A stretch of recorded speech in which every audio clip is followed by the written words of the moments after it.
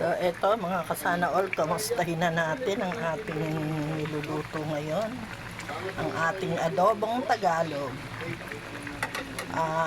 Hindi ko na naipakita nung ilagay ko yung baby potato at saka yung labanos. At saka nakalimutan ko palang sabihin sa inyo, pag mamarinate, kasama na yung suka. Ngayon, okay na to. Hintayin ko na lang na mas malambot pa ng konti. Pero okay na rin yung lambot niya. Ngayon, kung gusto nyo na mas malapot, ito nilalagay ko. Dinudurog ko yan, mas malasa. Ngayon, kung gusto nyo naman na masabaw, ganyan lang. Minsan kasi napaparami yung sabaw. Pero ako gusto ko malapot.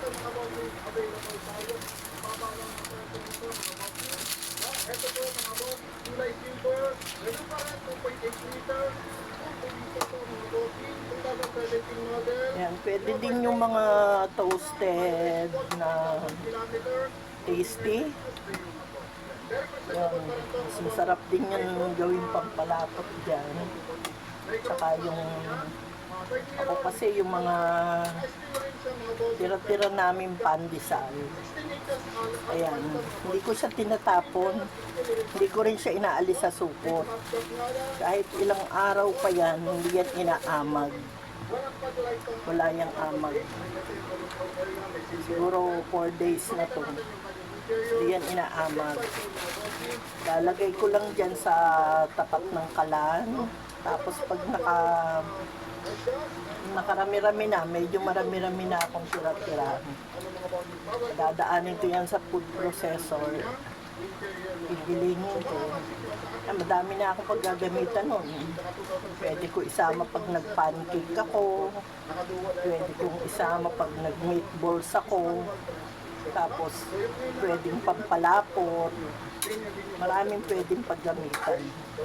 Kaya masasayang naman kung itatapon mo lang. Tayo mga misis, lahat ng pagtitipid.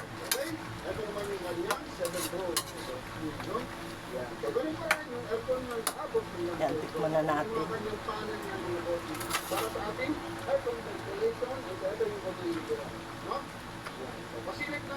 Ito, malapot na yung sabaw niya.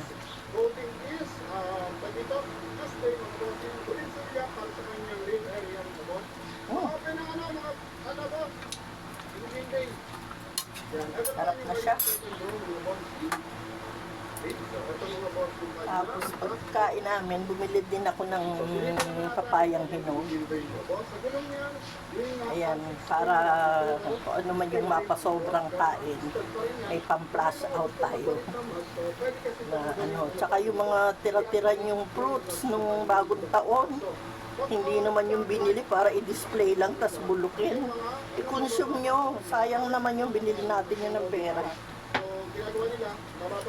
Hindi ako bumibili ng pan-display lang, kung ano lang yung kakainin namin. Dati bumibili ko sobra-sobra. Then after New Year, naiisip ko parang nagtatapon ka ng pera kasi nabubulok. Kaya ngayon, naging wise na ako. Kung ano lang yung kakainin namin, kung gaano karami lang yung mag-consume namin, yun lang ang binibili ko. Okay, that's all for today. Bye-bye.